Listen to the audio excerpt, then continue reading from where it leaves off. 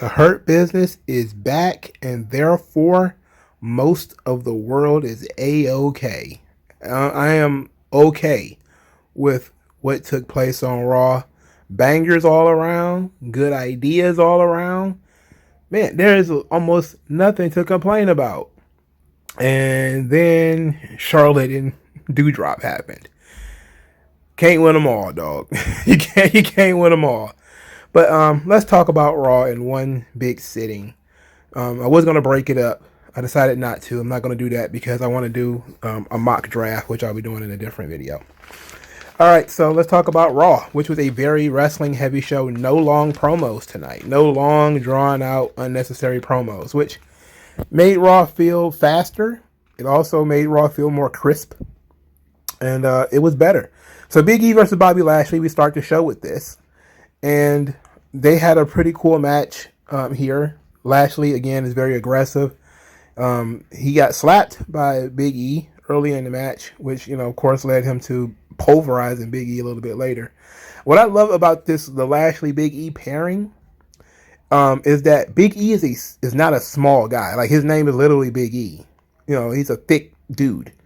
But in comparison to, because he's shorter than Lashley, Lashley still looks like a massive powerhouse. Like, Big E is a well-built guy, but he still can, he's still like Cena. Like, Cena was a pretty well-built guy, but you put Cena in there with a Lashley or a Batista or somebody like that, he can work smaller. He can sell a lot and it still be believable. And that's the beauty of this. This is why this works a lot. They both of these guys know their personalities. Both of them know their characters. Big E is a powerhouse, but he's not quite the powerhouse that Lashley is. I did want to say this though, the comic book like entrance for Big E with the WWE comics and all that kind of stuff. I didn't really pinpoint that until today.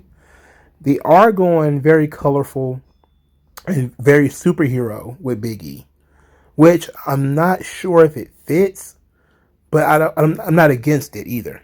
I mean, it makes sense because they've been making New Day comic books, and New Day is actually going to be in a movie, the Netflix movie. So it makes sense that that's the direction they will want to go in. So I'm very interested in how the integration is going to work. But at one point, Lashley tosses, or Big E finds his way outside the ring, and I started seeing a weird pair of shoes, and I'm like, wait a minute, who is that? The camera pans up, and it's Shelton Benjamin, and he's wearing a Hurt Business shirt. And then there was Cedric Alexander. He was also wearing a Hurt Business shirt, and all of a sudden, I had like anime tears like rolling down my face, and I was just so happy. Oh God. It was a nice soothing balm over what was obviously going to happen tonight. So they did a good job. Big E was cornered by the Hurt Business, and the New Day came out there. They got into a bit of a scrum. The scrum ends up in the ring. They end up fighting. It's a gigantic brawl with guys just bouncing all over the place. It was great. Adam Pearce comes out there and says, nope, we're not about to have this. This is nuts. We're not doing this. What we will do, though, is we will do a steel cage match for the main event, and it will be for the WWE Championship. And I was all in on that idea, and I think we all were. I'm not see. I will say this before we get to the steel cage match and the promos and everything. I'm not thrilled about the tease at the beginning of the show, and then you do something else at the end. The double duty. We don't. Come on, don't do the double duty. I would have rather you. No, on tonight it works. Okay, tonight, okay, fine. But they did it last week too. We're gonna have Roman Russell twice on the show. Now we're gonna have Big E versus Lashley twice on the same show. Okay, but it says a lot that you can't focus on other people. I'm glad they didn't do Hurt Business versus New Day. They can save that. which is would have been the predictable thing to do. Would be to say it's going to be the Hurt Business and the New Day in the main event of tonight. It still would have got over with me. It still would have been over with me. I'm glad they didn't do it. But I'm not thrilled about this idea of everybody wrestling. Him wrestling twice on the same show. It just seems lazy. It just seems lazy that we're not going to put any effort into building up anybody else, or Lashley losing 2 matches in one night is just ridiculous. I mean, he lost by disqualification here, and then he lost the main event. But I loved the promos. Big E cut the promo and said, "Oh, I didn't know we would have a family reunion." To which Kofi and Wood started to sing. Big E said, "When the cage goes up, we going down," and assured Bobby Lashley that he was going to walk out the WWE champion. I love this promo, and I liked Big E's microphone work. Big E he comes across as focused, intense, most importantly, believable. He left the comedy to Woods and Kofi. He didn't try to be comedic himself. Ever since he started this title run, he's been serious. And I think it's partially been because of Lashley.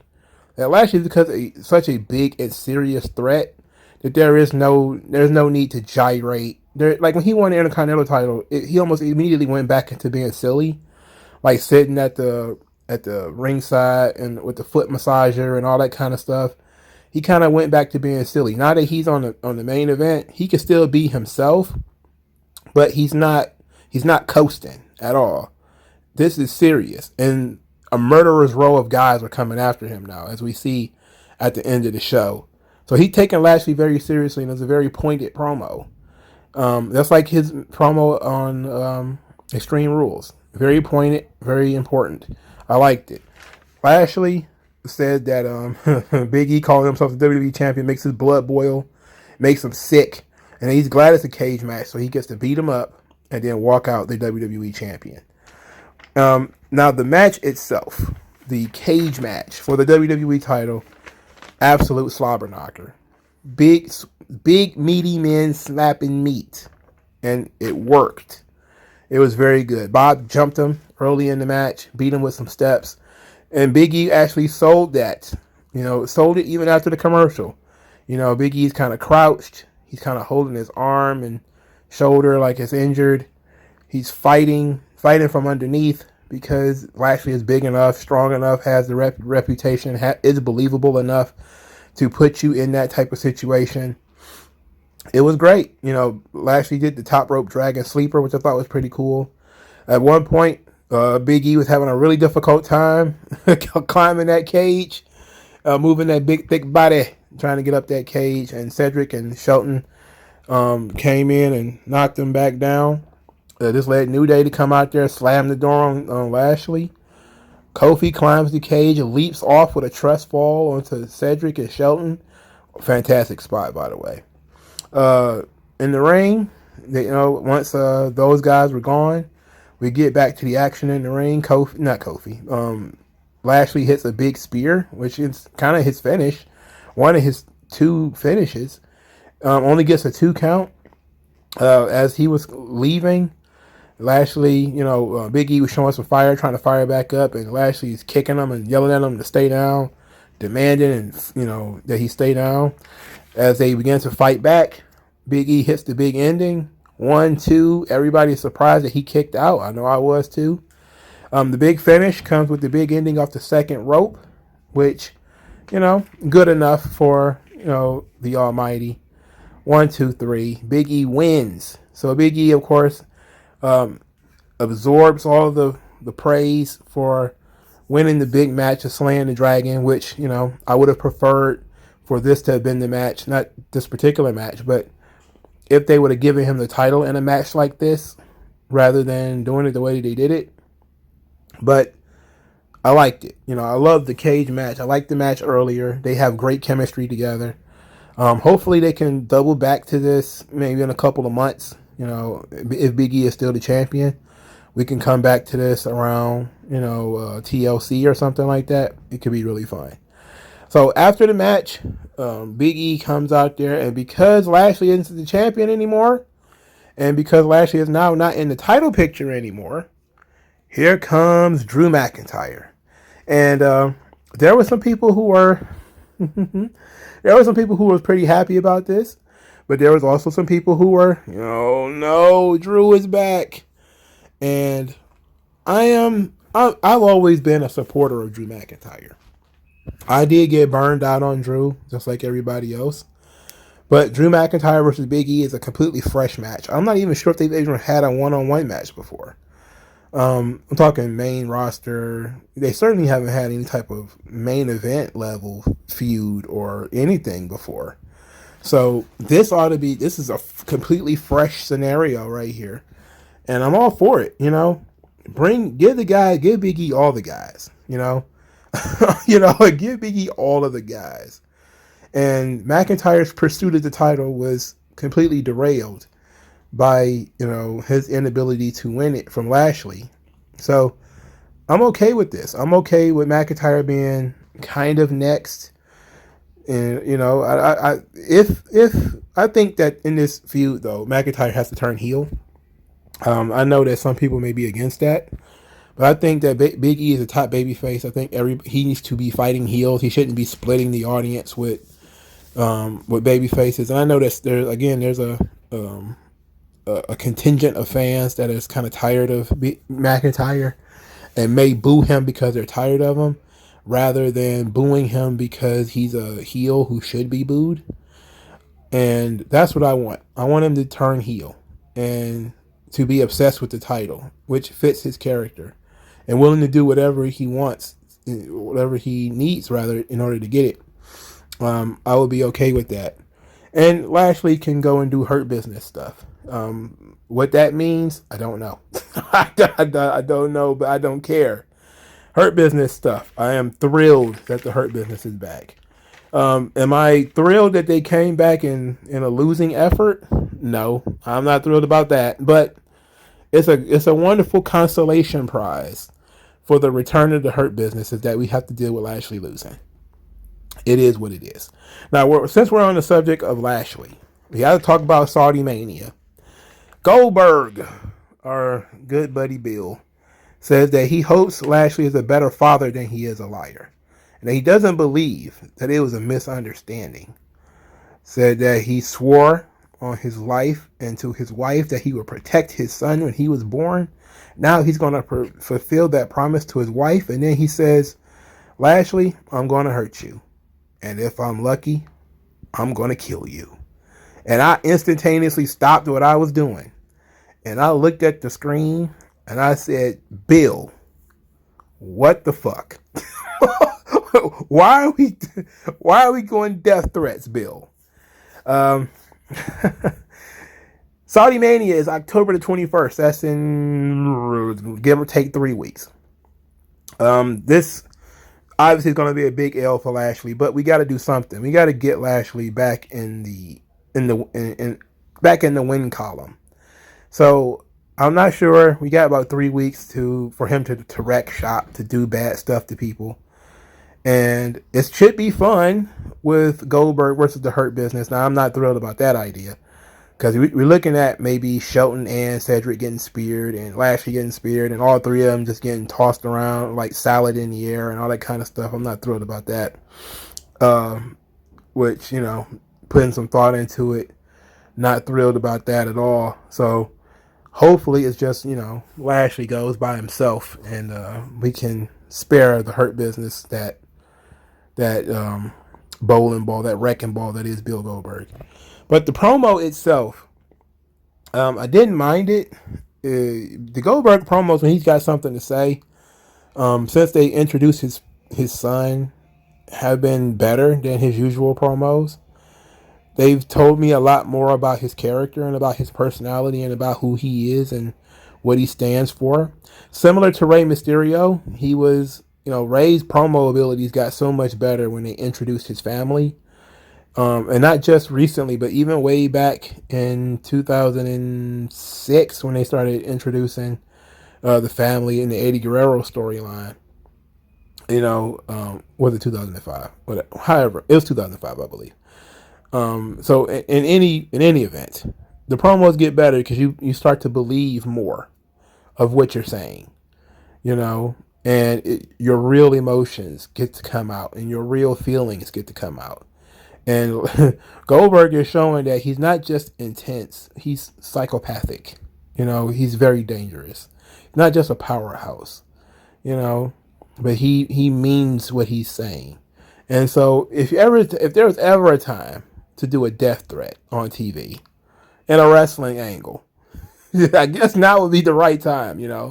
Guy beat up your 15-year-old son. Okay, you want to talk about killing him? All right, sure. Let's go with it.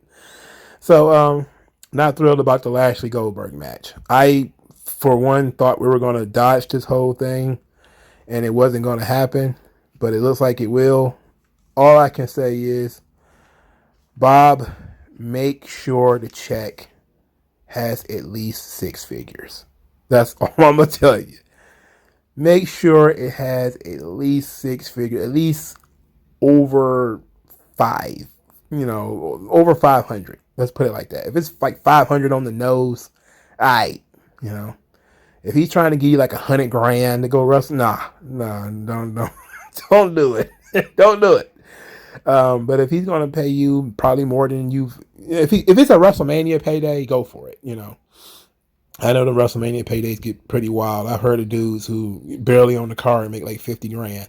So if it's like a WrestleMania payday, which it seems to be, from what the people that I've heard that went to the Saudi Mania shows, that it's a pretty big payday, then go for it. Otherwise, see if you can talk your way out of it. Quote unquote, tweak your knee or something. But I'm not even against Goldberg. I'm just against Goldberg beating Lashley in this scenario. All right, let's talk about the rest of Raw. See, Eric of the Viking Raiders was defeated by Angel Garza. I love Angel Garza and Humberto Carrillo. I love them together. I liked Angel Garza's original theme. The theme that he had in NXT. I like that. They've changed it 2 or 3 times since, and I don't like this one. I've liked it less and less since. I like the one with the Spanish woman talking in it. Like, that one was dope, and it fit his character. I like Humberto Carrillo and Angel Garza. I like whatever they're doing. I know that this is a vehicle to get over Garza because they can't push him as a single star yet. He's simply not ready. But they're hoping that his charisma rubs off on Humberto.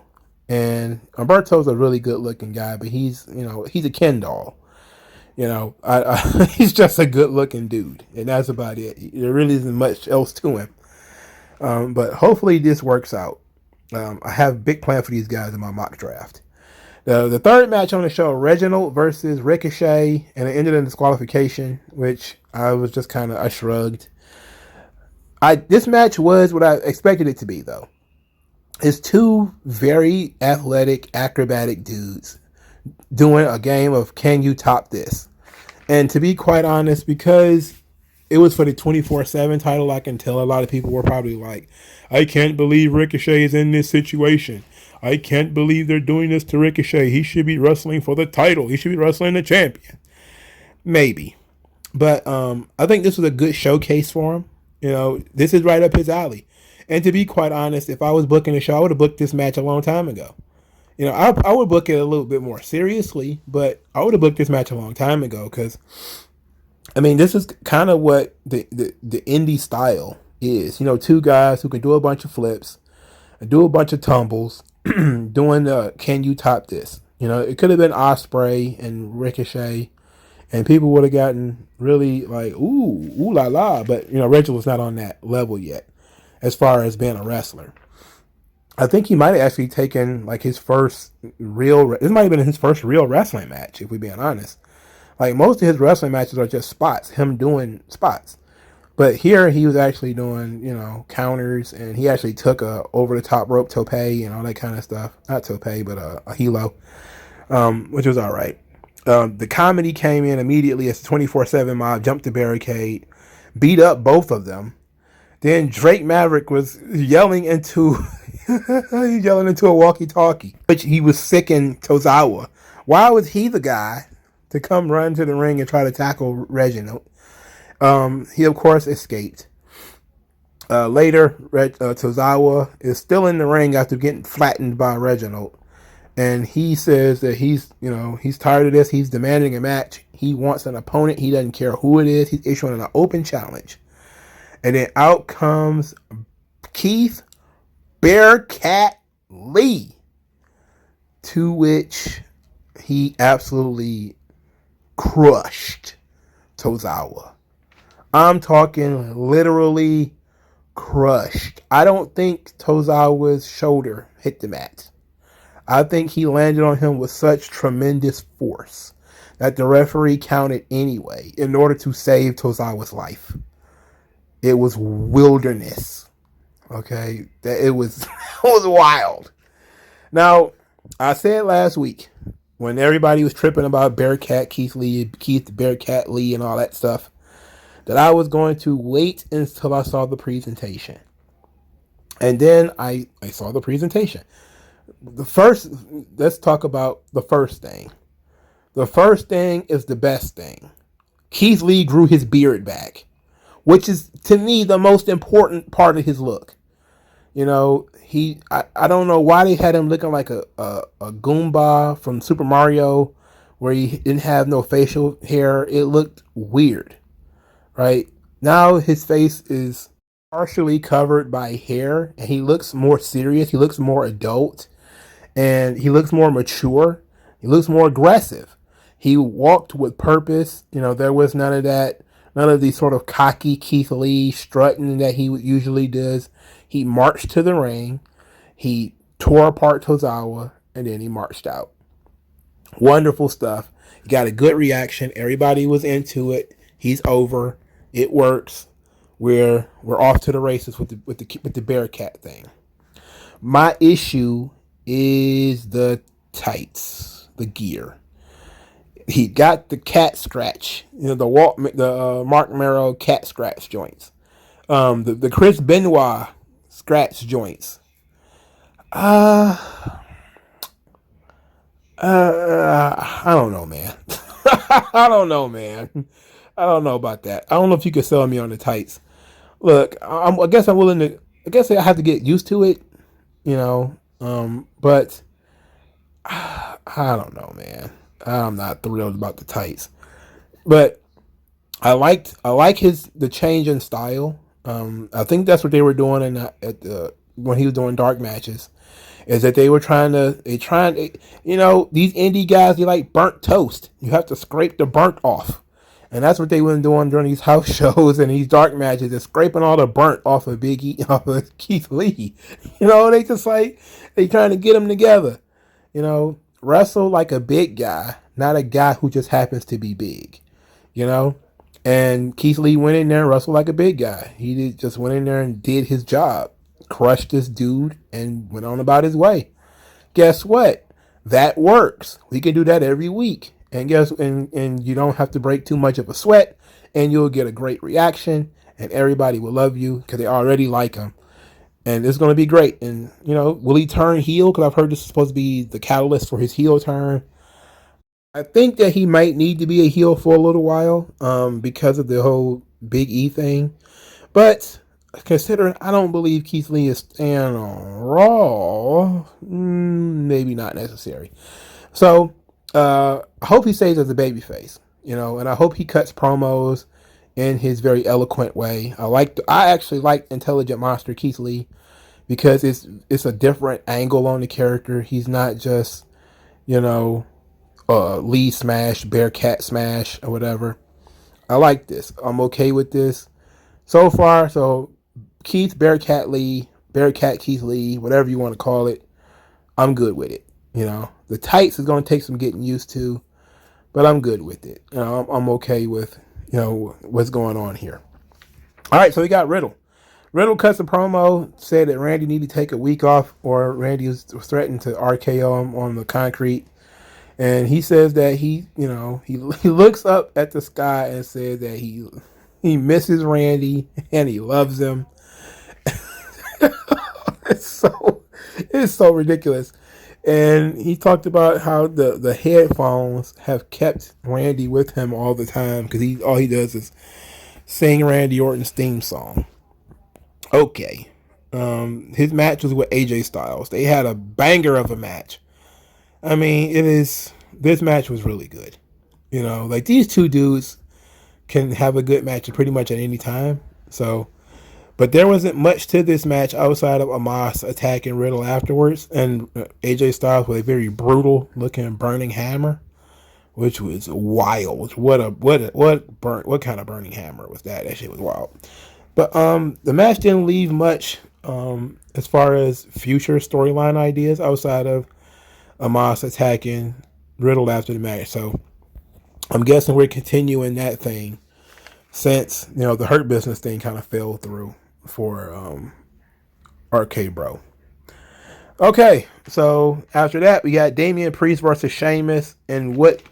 Look, man, wrestling Sheamus needs to be like one of the 12 labors of Hercules, because Sheamus lays everything in. He is a human meat grinder, a human garbage disposal. He beats the shit out of you. You do not come out of a match with Sheamus the same way you went in. It does not matter what the rules are. But when the rules are no disqualification, it only gets worse from there. So Damian Priest told Sheamus there will be no excuses. Sheamus said this kind of match is the mother's milk for him because he's the best brawler in the biz. And then he proceeds to give this man a white noise through the table from the ring apron and damn near break his shoulder. Sheamus is brutal. I'm just talking this whole match was just Sheamus laying everything in. He is not letting you up. I cannot imagine a guy like Sheamus wrestling like Hogan. Right? He beat Hogan to death. Hogan would never work with him. Hogan would watch this and be like, that did not work for me, brother. That does not work for me, brother. Just listen to like the 10 beats of the Belfry. Just look how he throws some of those kicks. Like, man, no way. Nobody should want to wrestle Sheamus. He's mad, man. But because of that, this match ruled. Because it actually was Damien Priest fighting for his life against this crazed Irishman. I loved it. I loved this match. This match was great. And I was groaning before this match happened because I was like, I do not care to watch Damien Priest wrestle Sheamus again. I simply did not care. But then they added the no disqualification thing. I was like, okay, I'm willing to give it a shot. And I could tell that what they were doing was just whatever they planned for Raw on Extreme Rules, they just put it in this show. Like probably the Lashley Biggie cage match was going to be playing anyway. And they decided, well, we're just going to do it on TV. And the no disqualification match, because remember originally they booked Priest versus Sheamus, and then they added Jeff Hardy to it. And I'm pretty sure that was the plan too, was to have this match at the pay-per-view. If this match had been at the pay-per-view, I think it would have been excellent. But it was excellent anyway. These two dudes just beat the shit out of one another. Sheamus knows no mercy. Damien Priest just got baptized. He's ready to be a top guy. I love it. I'm ready for Damien Priest to do something else. I'm ready for him to take it to the next level. The draft is probably going to benefit him quite a bit because, he is a top champion as a babyface and he's out of heels already. Basically because they've beaten all the heels to death. But he needs some guys to fight. And hopefully this can help, Cedric. I'm thinking Cedric or Shelton can get the next push in the mid card. There's also this obviously the Karrion Kross thing, which I hope they don't do that. I don't want them to put that belt on Karrion Kross. But since I also think that Damien Priest is probably gonna get moved to SmackDown, I pretty much think this is his swan song on Raw. I'm trying not to spoil too much of my mock draft, but in talking about the future, I kind of have to. All right, so Jeff Hardy, what did he do tonight? Well, he teamed up with Mustafa Ali and Mansoor. So Mansoor is the one who picked Jeff Hardy as a partner, so that they could have, a tag team to wrestle Jinder Mahal, Veer, and Shanky. Mustafa Ali did not like the idea of being partners with Jeff Hardy and said that if he had saw Jeff Hardy, he would, and then Jeff, of course, was behind him, and Jeff said, he looks forward to being their partner, and he wants to change the fate of Jinder, Veer, and Shanky. On the other side of the fence, Jinder, Veer, and Shanky said that they're not concerned. They're not at all worried about this new group. And Veer gets the pin with the lariat, and I'm actually interested in Veer. Like I don't know if I said this before, but Veer is the guy I think in the 80s or the 90s Vince would have loved to have him on the roster. He's a big, scary looking guy, almost like the Berserker. He's ethnic, so he looks exotic, but he knows English. His English is perfect. At least as far as from what I know. He's has an interesting backstory because I think he was in a movie, which is called The $1 Million Arm, which makes sense that his finisher is a lariat, and I like the finish as a lariat. I like that. Sometimes people get too complicated, like the wing clipper. I hate that move. I would much rather, Angel Guard is too small to have a lariat as a finish, but I would love for guys to simplify finishers. So this was great. Mustafa Ali sold it really well, and Jinder, Veer, and Shanky win. Finally, they finally win. Jeff Hardy. I love that Jeff is so versatile that you could put him anywhere on the card, which is what you need. That's how you stay around for a long time. If you can only work at the top, then once your run at the top is over, they might as well just let you go. If you can't be versatile and work everywhere, there really is no way for you to have a long run. But Jeff, again, we love Jeff so much, we tolerate Matt. We'll take a bullet for Jeff. We'll put a bullet in Matt. In any event, Jeff Hardy, of course, doesn't lose anything here. Mustafa Ali and Mansoor are kind of directionless, but at least they have an interesting dynamic with Mansoor being like a fanboy and Mustafa Ali still trying to maintain his heelness. He's trying to maintain being a heel. So he's trying.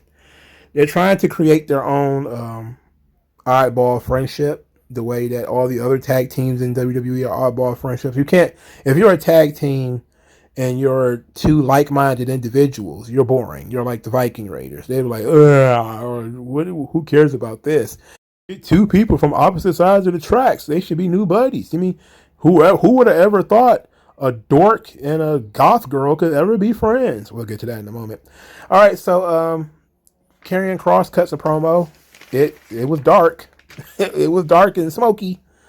So he says that he never felt more alive, and it's only begun. The justification, his taste of vindication, has only begun. It's only been a preliminary trial, and all leads to agony that he intends to cause. He's going to make everybody fall and pray. So then he has a match with Jackson Ryker. Jackson Ryker, they told me, was undefeated since he left Elias.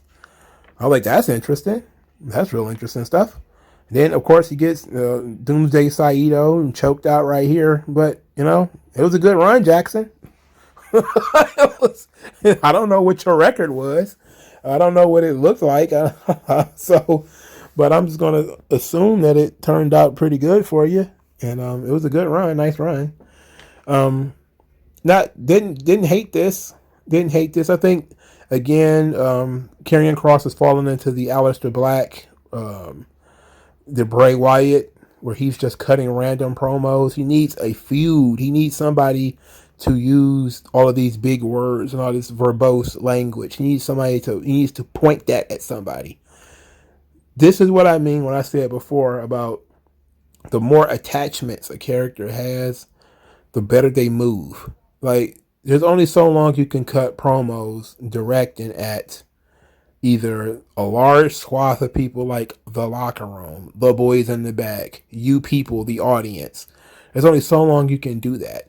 At some point, you have to pinpoint somebody, and I would love it if Karrion Kross was just like a guy who had like pictures of wrestlers on the wall, and every week he just crosses one out and he cuts a promo on whoever is the next picture on the wall, and that's it, and you don't need an explanation for it.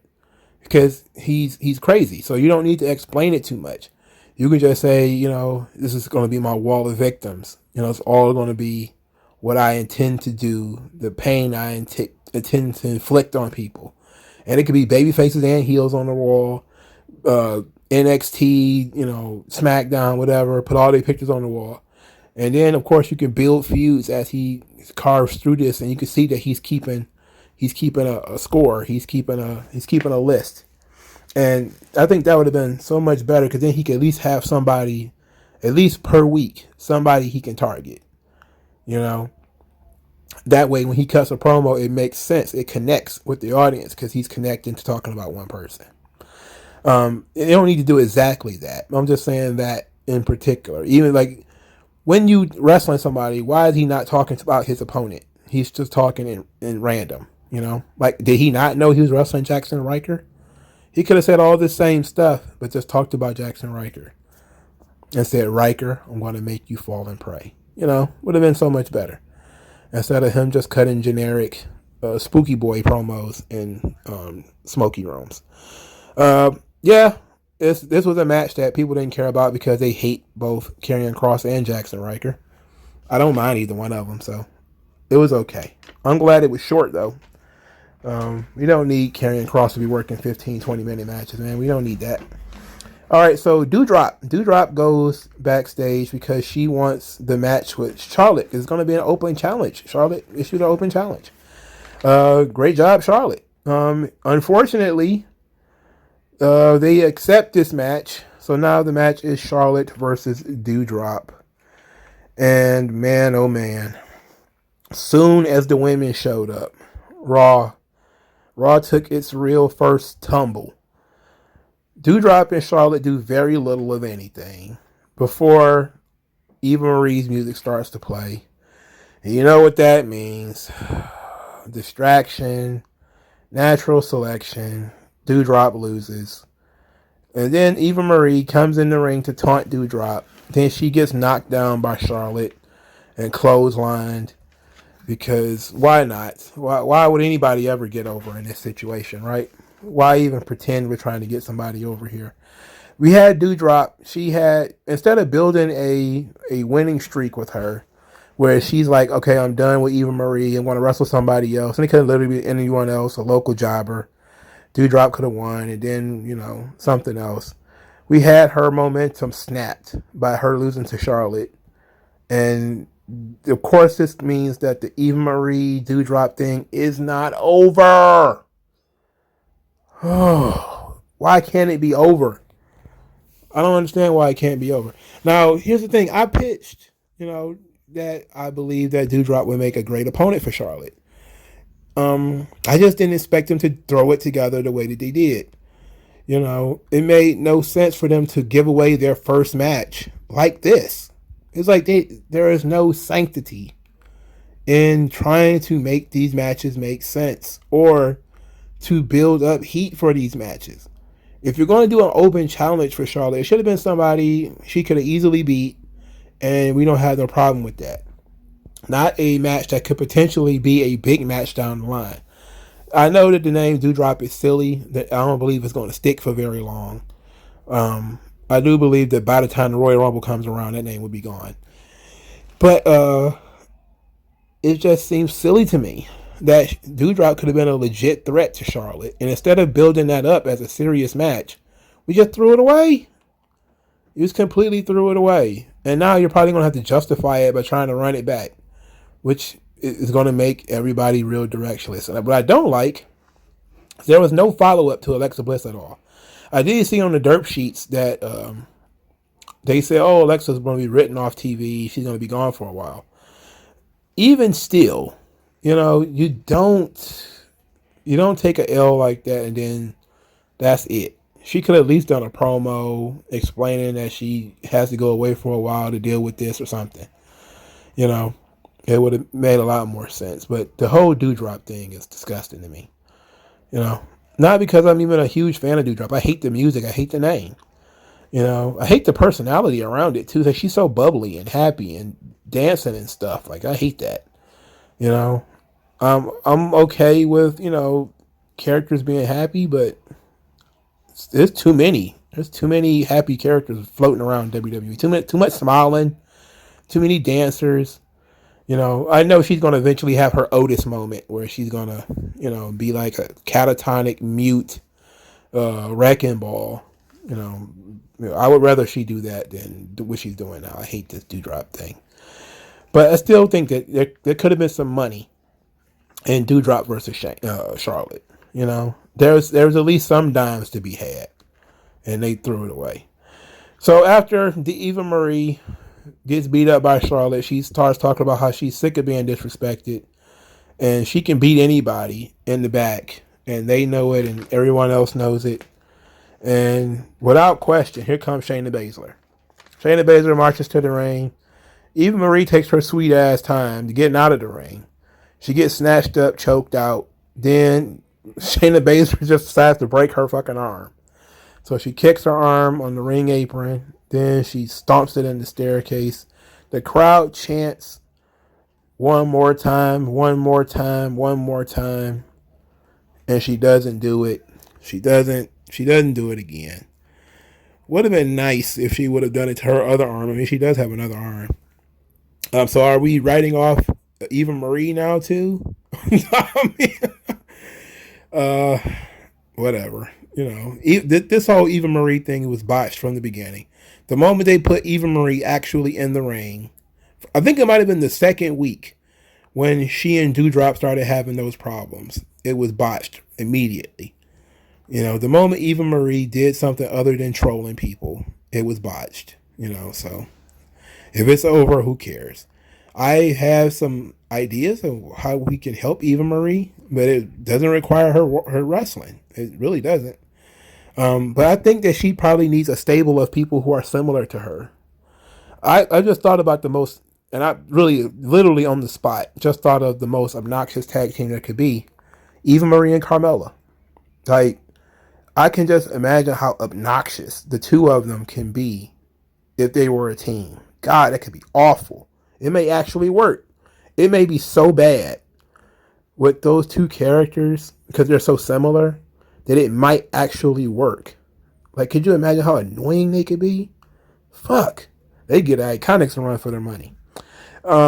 Speaking of tag teams, Rhea Ripley and Nikki Ash. I'm sorry. This is the last thing we got to talk about here. They did a promo to which they said, they're complete opposites, but opposites attract. Then Nikki starts talking about super brutality. Super brutality is gonna fly.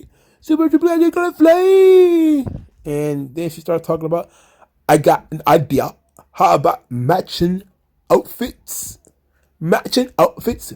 What do you think about blue? And Rhea Ripley is like, I'm just glad I'm not in Australia right now. that's all it boils down to, baby. Not getting dragged for not wearing a mask outside, you know. So she's just happy to be there, you know. Anything other than Australia right now. But okay. They just basically cut a promo talking about they don't care about the draft because they're the tag team champions. They can go wherever they want. So Raw from top to bottom was fairly damn solid. Didn't feel the Doudrop and Charlotte stuff, and a lot of the jobber matches like the Mansoor and the Jackson Riker stuff and all that. At least they did a decent job of, you know, highlighting these guys and that they care about the draft and they care about whether they get split up in the draft or whether their friends get taken away from them and all that kind of stuff. At least they put over the draft pretty heavy, and that's fine with me. I'm okay with that. But Bob and Biggie killed it. Can't wait for Biggie and McIntyre. Hurt Business is back. There's a lot of stuff to be excited about on Raw if you choose to. But let me know what you guys think in the comment section below. Like this video, share this video, subscribe to the channel, donate to the channel. Thank you guys for your time, man. And I'll talk to you guys later. Peace out.